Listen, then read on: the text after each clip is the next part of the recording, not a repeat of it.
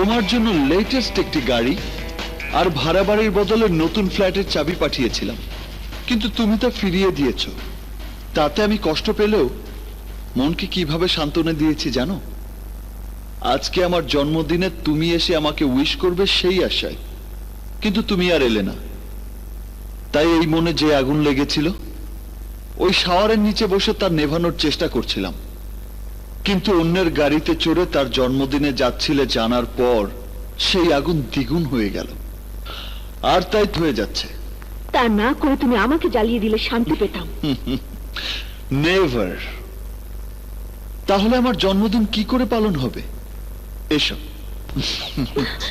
এসো এসো।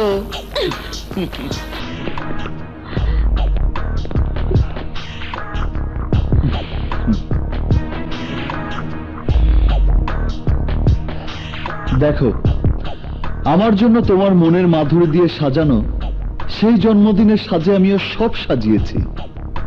এসো এসো এসো।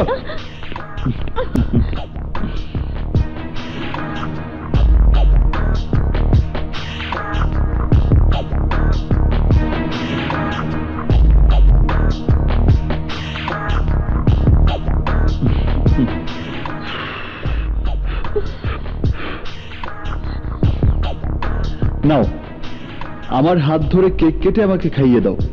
ধরো ধরো না, ধরো।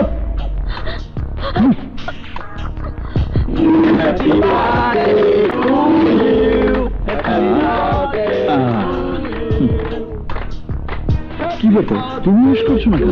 উইশ করো, উইশ করো। Happy birthday to you. That's like a good girl. হা করো। আরে ম্যাডাম, আপনার সাহস কত?